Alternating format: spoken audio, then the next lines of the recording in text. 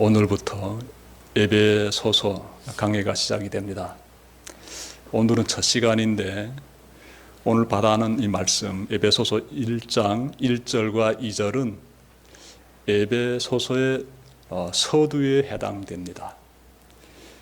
이 말씀을 우리가 받아안기 전에 에베소라는 지역에 대해서 좀 이렇게 그려봤으면 좋겠습니다.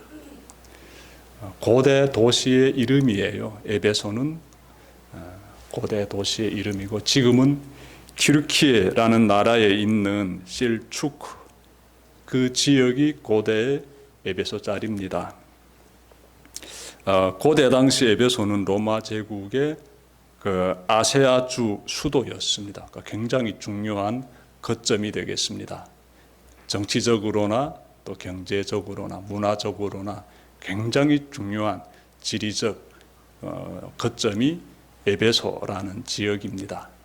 지도 보게 되면 에게해라는 그 해역의 그 해변에 위치해 있습니다. 그러니 상업 활동도 굉장히 왕성하게 이루어졌겠지요. 에베소 도시에는 세계 7대 불가사의에 속하는 아데미 신전이 있습니다. 그러니 그 지역 사람들이 얼마나 우상 숭배에 깊이 빠졌겠습니까? 이러한 곳에 바울이 교회를 세우게 되고요. 그 교회가 우리가 지금 마주하게 되는 에베소 교회가 되겠습니다. 여러분, 오늘 본문 1절과 2절에서요, 바울은 자신에 대해서 이렇게 쭉 소개하면서 그들에게 또 인사도 전하고 있는데 먼저 바울의 소개에 대해서 찾아봅시다. 자, 1절 보십시오. 하나님의 뜻으로 그리스도 예수의 사도가 된 나 바울이 에베소에 사는 그리스도 예수를 믿는 성도들에게 이 편지를 씁니다. 바울은 자신에 대해서 두 가지로 소개하고 있습니다. 우선 나는 하나님의 뜻에 의해서 사도가 되었다라고 소개합니다. 하나님의 뜻으로 사도가 되었다 이렇게 지금 소개하고 있는데요. 그러므로 내 의지대로 내가 사도가 된 것이 아니다라는 것이지요. 하나님께서 나를 사도로 세워주셨다라는 것인데요. 사도라는 이 단어 속에는 하나님의 보내심을 받았다라는 의미가 담겨 있습니다. 하나님에 의해서 선택되고 그분으로부터 이 권한을 위임받고 그리고 그분의 보내심을 받은 사람, 그 사람이 바로 사도입니다. 예수님의 12제자에게는 사도라는 이 영예로운 호칭이 주어졌습니다.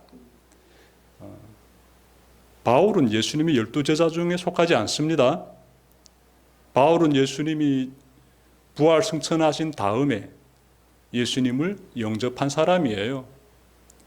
하나님께서 그를 이방 땅의 복음을 전하는 사도로 세우셨지요. 자, 여러분, 사도 바울은 그때부터 하나님의 뜻을 이뤄내는 이 사도의 삶을 살게 되는데요. 그의 삶 보게 되면 정말 우리가 많은 이런 도전과 감동을 받게 돼요. 사도는 어떤 삶을 살아야 되는지를 그가 보여줍니다. 이방 땅에 나아가서 예수 그리스도의 그 복음을 전하는데요. 여러 번 맞아 죽을 뻔하고요. 네. 그리고 또 망망대해에서 표류하면서 죽을 뻔하고요. 마실 물이 없어서 죽을 뻔하고 먹을 것이 없어서 굶주림 가운데서 고통당하고 그 외 심리적 고통이요 또 이루 말할 수 없습니다.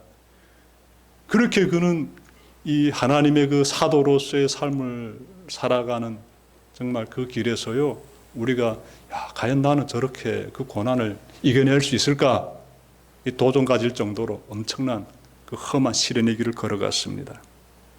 정말 훌륭한 사도지요.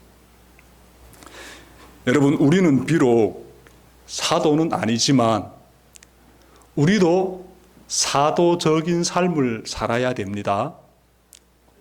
이방 땅에 복음을 전하는 것은 내가 할 일이 아니야.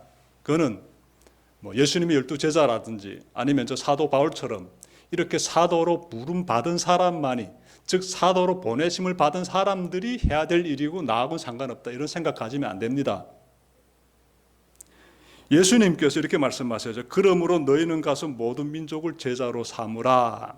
이 말씀은 우리에게도 주어지는 하나님의 명령이에요. 사도는 아니지만 잘 들어보십시오. 내가 사도는 아니지만 사도적인 삶은 살아야 해요. 사도와 같은 삶은 살아야 해요. 그래서 예수 그리스도의 복음을 불신자들에게 전하는 전도자의 삶 꼭 살아야 됩니다. 우리가 해야 될 아주 중요한 의무가 되지요. 자, 바울은 자신에 대해서 소개할 때 나는 내 의지대로 사도가 된 것이 아니라 하나님으로부터 시험을 받은 사도다라고 이렇게 말하면서 그는 말로만 이렇게 자신의 직분에 대해서 과시하는 것이 아니라 정말 사도로서의 삶을 쭉 살아갔다라고 제가 전해드렸습니다. 다음으로 그는 자신에 대해서 이렇게 소개하는데 내가 어디에 소속되어 있는지를 밝힙니다. 소속감이 너무나 중요합니다. 여러분, 바울은요, 나는 그리스도 예수에게 속한 사람이다라고 소개합니다. 보십시오. 그리스도 예수의 사도가 된 나 바울이라고 말하고 있지 않습니까? 예수 그리스도에게 속한 사람이 바로 나다. 굉장히 멋있는 고백이에요. 예수님에게 속했다는 것은요, 나의 삶의 주인은 예수님이십니다 라는 말이에요. 여러분, 로마서 10장 9절 보시게 되면 내가 만일 내 입으로 예수를 주로 시인하며, 여기서 주라는 단어가 키리오스라는 헬라어입니다. 중요한 의미가 있습니다. 너희가 만일 내 입으로 예수를 주로 시인하며 또 하나님께서 그를 죽은 자 가운데서 살리신 것을 내 마음에 믿으면 구원받는다. 이렇게 말씀하고 있습니다. 여기에서 내 인생의 주인은 예수님이십니다라고 우리가 고백할 때 그 주인이라는 의미가 어떤 의미인지 우리가 좀 잘 깊이 마음에 새기게 돼요. 내가 예수님을 주인으로서, 나의 주님으로서 모실 때 내가 구원을 받는다는 거예요. 내가 구원받는다는 거예요. 내가 살 수 있다는 뜻이에요. 여러분, 퀴리오스라는 이 단어 속에는 권위와 지배력을 가진 그러한 사람이라는 의미를 가지고 있습니다. 권위와 지배력을 가진 그분이 나의 주님이다, 나의 주인이다라게 되면은 우리가 해야 될 일은 무엇이겠습니까? 그분 앞에서 내가 주인 행세하면 되겠습니까? 내 의지대로, 내 생각대로 인생을 주도하면 되겠습니까? 절대로 안 되지요. 내 인생의 주인은, 내 인생의 주님은 예수님이십니다라고 고백할 때는 그분의 권위와 그분의 지배력에 대하여서 내가 인정하면서 순종해야 돼요. 그리할 때 그 사람이 구원받는다는 거예요. 그냥 말로만 그냥 예수님은 나의 주님입니다, 나의 주님입니다라고 100번, 1000번 해보십시오. 구원받지 못합니다. 정말 그분의 지배를 받는 사람답게, 종답게 그렇게 순종하면서 살아야 돼요. 그 사람이 예수님을 향해서 주님이라고 부를 수 있는 사람이에요. 꼭 기억합시다. 여러분, 이 시간 빌어가지고 나는 과연 어디에 소속되어 있는지 생각해 봅시다. 이 바울이라는 사람은 나는 예수님에게 소속되어 있다라고 당당하게 자신에 대해서 딱 소개하고 있는데 여러분은 지금 어디에 소속되어 있는지, 나를 움직이고 있는 그 힘 어디에 있는지 우리 한번 생각해 봅시다. 여러분, 나의 인생을 끌고 가는 실제적인 주인이 누구인지 아니면 무엇인지 우리가 꼭 이 시간 짚고 넘어가야 합니다. 그래야 내가 어디에 소속되어 있는지가 나와요. 나를 움직이게 만드는 대상이요, 떠오르지요. 여러분들, 돈일 수도 있습니다. 나를 움직이는 대상이 돈일 수도 있어요. 그리고 가족일 수도 있습니다. 가족을 위해서 움직이는 경우가 꽤 많지요. 친구일 수도 있어요. 친구를 위해서. 그뿐입니까? 나의 야망일 수도 있고. 그뿐입니까? 영화 보게 되면 많이 등장하지요. 복수를 위해서 인생을 쏟아내는 사람들.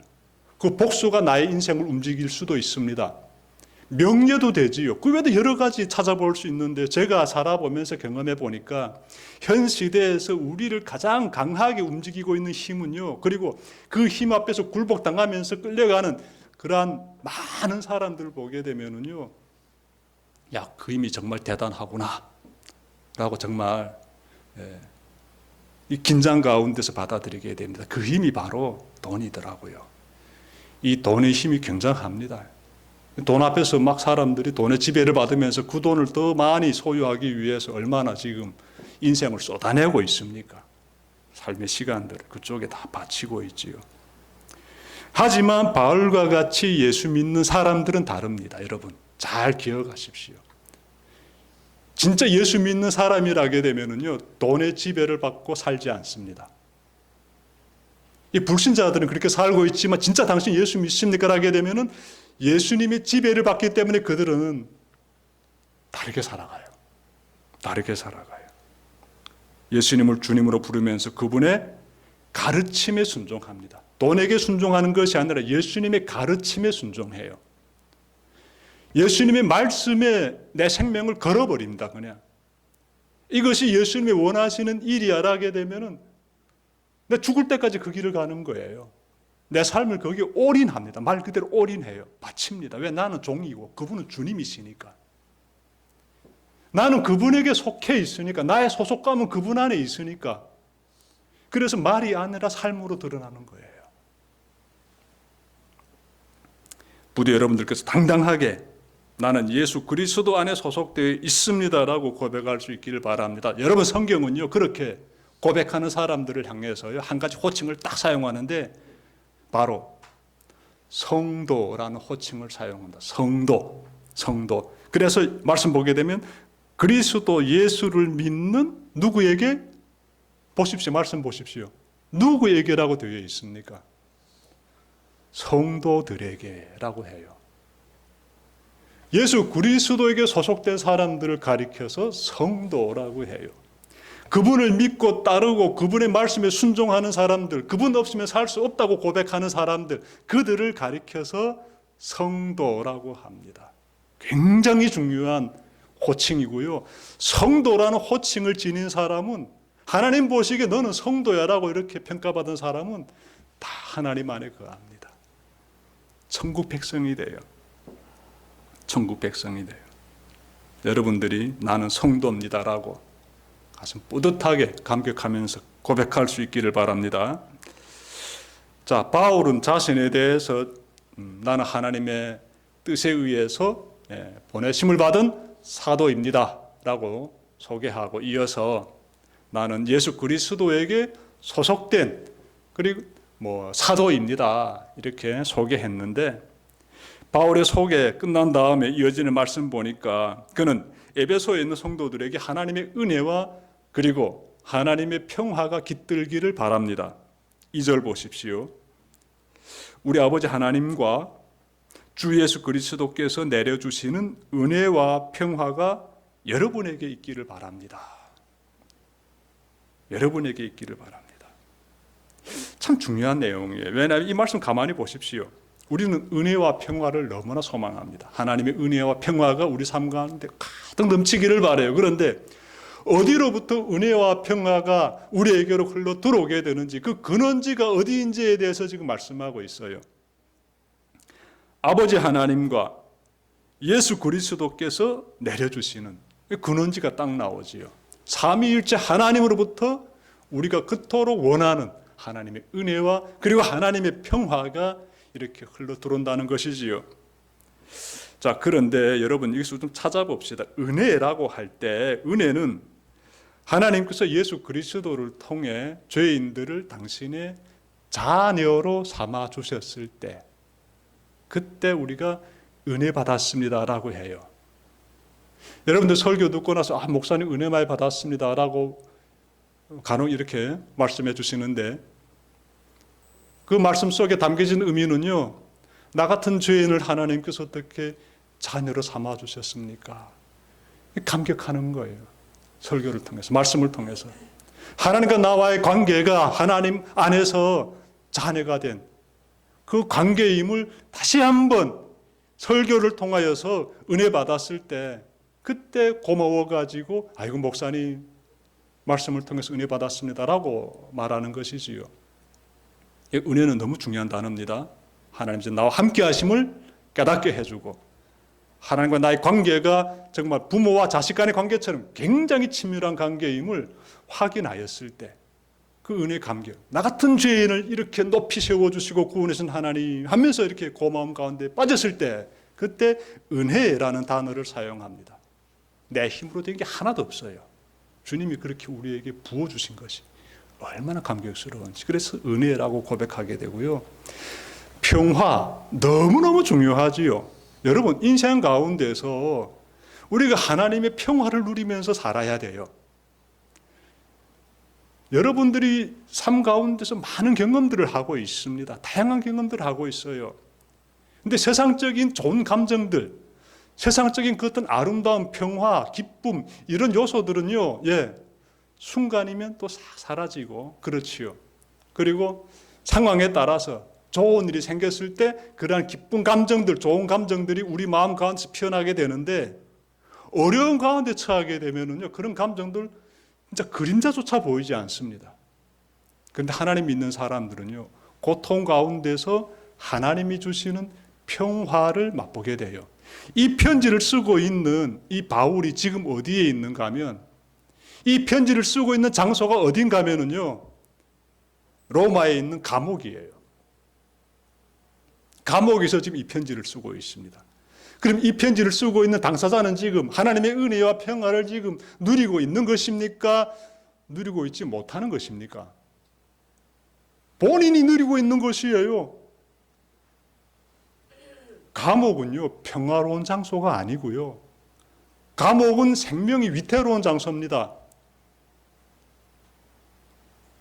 감옥에 들어가서 그냥 몇 시간만 들어가서 보십시오. 거기서 나를 확 짓누르는 그 위압감, 이 내 몸 안으로 파고 들어와 가지고요, 굉장히 내 생명이 긴장되어 있는 것을 느끼게 되고요. 오랜 시간 그 속에 머물게 되면 어떻게 되겠습니까? 결국엔 죽게 되죠. 이 감옥이라는 곳이 그런 곳입니다. 생명이 약동하는 곳이 아니라고요. 평화가 넘치는 곳이 아니라고요. 그러한 곳에서 바울이 평화에 대해서 말하고 있습니다. 하나님의 평화에 대해서. 내가 경험하고 있으니까 에베소에 있는 하나님 믿는 사람들에게 너희들도 이 평화를 누리길 바란다라고 말하는 것이지요. 너희들도 그 평화를 누리길 바란다고. 하나님의 평화가 여러분에게 늘 충만하기를 바랍니다. 지금까지 전해드린 내용을 쭉 정리하게 되면 사도 바울은 예수님을 주님으로 모시고 믿음의 길을 걸어가고 있는 에베소 성도들에게 삼위일체 하나님으로부터 흘러나오는 은혜와 평화가 넘치길 바란다고 이렇게 인사말을 하고 있습니다. 여러분, 예수 믿는 사람들은요, 어떤 상황 가운데서도 은혜와 평화를 누리는 사람들이에요. 어떤 어려운 상황 가운데서도 말입니다. 우리는 그 가운데서 은혜와 평화를 누릴 때 눈에 보이지 않는 하나님이 지금 나와 함께 하시는 살아계시는 존재임을 깨닫게 돼요. 그러므로 삶의 가장 힘든 순간 가운데 처했을 때 그때 어떻게 해야 할까요? 바로 그때가 하나님을 만나는 자리예요. 그때가 하나님의 은혜를 경험하는 자리이고 그때가 하나님이 주시는 평화를 경험하는 자리예요. 그때 하나님의 임재 가운데서 주를 바라보게 되는 바로 그 순간입니다. 그러니 인생 살 때 시련이 닥치게 되면은요, 여러분들 어떻게 해야 할까요? 하나님 도대체 왜 나에게 이런 시련 줍니까? 하고 불평하고 원망해야 할까요? 성경에 기록되어 있는 욥이라는 사람 보니까 그것이 없구나라고 깨닫게 되는 것도 있습니다. 그 사람이 얼마나 고통 가운데서 막 절규합니까? 자식을 다 잃고 몸에도 병이 나고 재산도 다 잃고 사람들부터 손가락질 당하는 어마어마한 고통 가운데서 명 하나 붙어있는 그 가운데서 그가 얼마나 괴로움을 당하고 있습니까? 그때 그 모습을 바라보는 분이 하나님이셨어요. 우리가 깨닫게 되지요. 하나님께서 그 고난을 허락하셨구나. 저 의로운 사람 욥에게 하나님께서 고난을 허락하셨네. 깨닫게 되는 거예요. 우리 고난을 바라보시는 분이 하나님이시네. 여러분, 나중에 욥은요, 하나님을 경험하고 나서 완전히 회복이 됩니다. 하나님의 평화를 누리는 거예요. 왜 그 한 사람의 삶을 욥기라는 그 성경 책 속에 이렇게 담겨서 우리로 하여금 보게 하셨을까요? 하나님께서. 우리 가운데서도 동일하게 하나님께서 그렇게 일하시기 때문에 깨달아 알라는 것이지요. 깨달아 알라는 것. 제가 세상을 보게 되면 우리 인생을 아주 힘들게 만드는 그 세 가지 이런 뭐라고 표현할까요? 요소라고 할까요? 여하튼 이 세 가지가 있습니다. 그 세 가지에 맞닥뜨리게 되면 굉장히 힘들더라고요. 첫 번째, 경제적인 시련이에요. 경제적인 시련. 뭐니 해도 가장 힘들게 하는 것이 이 물질의 결핍함 가운데서 내 생명이 완전히 고통당할 때, 저는 북한에서 경험했습니다. 야, 그 고통 어마어마하더라고요. 정말 힘들더라고요. 이 물질적 고통, 경제적 어려움, 이 경제적 시련 앞에서 내가 혼자 딱 그 시련 앞에 그냥 그대로 서 있을 때 얼마나 힘든지요. 굉장히 힘듭니다. 두 번째 시련은 제가 봤을 때 몸에 질병이 생겼을 때입니다. 육체적 고통. 이 건강으로 인해서 어려움에 빠졌을 때 이 고통도 만만치 않더라고요. 정말 힘든 고통이지요. 세 번째는 이 관계적인 고통이에요. 관계. 결혼해서 살게 되면 여러분들께서 가장 간단하게, 예를 들어서 제가 결혼 생활을 말씀드리는데 이거 보통 어려운 문제가 아니에요. 관계를 잘 맺어가는 거, 이게 보통 일이 아니에요. 사람과 사람이 만나서 좋은 관계를 맺어가면 별 문제 없는데 그 관계 맺는 가운데서 큰 시련 경험하게 돼요. 그래서 사람이 사람을 힘들게 합니다. 굉장히 힘든 고통이에요. 이러한 고통들이 내 앞에 펼쳐질 때마다 예수 믿는 사람들은 어떻게 할까요? 세상 사람들은 진짜 막 아파하고, 뭐 절망도 하고, 원망도 쏟아내게 되고, 누구 탓, 내 탓 하겠지요. 그러면 예수 믿는 사람들은 어떻게 합니까, 그때? 이때가 그분을 만날 때지요. 이때가 그분의 임재 가운데 거하게 되고, 그분께 부르짖어 기도 드릴 때이고, 이때가 그분이 주시는 평화를 누릴 수 있는 절호의 기회입니다. 그토록 힘들 때 하나님이 찾아오셔서 하나님의 임재 가운데서 하나님의 평화를 누리게 하시게 되면은 여러분들은 그때 하나님을 경험하게 되는 거예요. 여러분들 삶이 지금 아주 힘듭니까? 여러분, 하나님을 만날 때입니다, 지금. 전지전능하신 하나님, 나를 불러주시고 나를 예수 그리스도를 만나게 해주시고 지금까지 나의 삶을 인도하신 나의 주님이 되시는 그분께서 이 시련을 통하여서 지금 내가 앞으로도 너와 함께 할 것이다라는 것을 깨닫게 해주시기 위해서 이러한 시련도 허락하신 것이고, 그러므로 나는 그분을 만나는 그 타이밍에 지금 서 있습니다. 믿음을 꼭 붙잡고 나가시길 바랍니다. 항상 믿음 가운데 거하시길 바랍니다. 믿음이 최고예요. 믿음을 지키는 사람이 승리자입니다. 하나님의 은혜와 평강 꼭 임합니다. 지난 한 주는 저에게 있어서 많이 힘든 한 주였습니다. 우리 사랑하는 노춘범 성도를 이렇게 보내드렸어요. 그런데 좀 정신적으로, 육체적으로 좀 쉽지는 않았습니다. 달리 그런 건 아니고, 이 형제가 살아생전에 좀 신앙생활을 반듯하게 잘했으면은 제가 좀 덜 힘들었을 거예요. 그런데 그렇게 살지 못했습니다.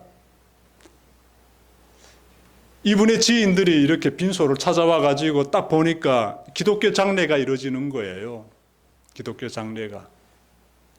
그러자 모두 놀랍니다. 아니, 춘범이가 교회 다녔댔어? 라면서 놀라는 거예요. 여러분,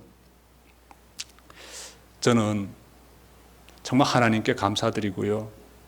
우리 춘범이는 하나님 안에 있다라고 믿습니다. 믿음 생활 잘 하지 못했지요. 세상의 불신자들처럼 살았어요. 막 살았어요, 그냥. 그러다가 그가 3개월 전에 우리 교회로 와가지고 교회에서 한 보름 좀 넘게 지내면서 예수님을 다시 영접했잖아요. 나는 죄인입니다. 고백하지 않았습니까?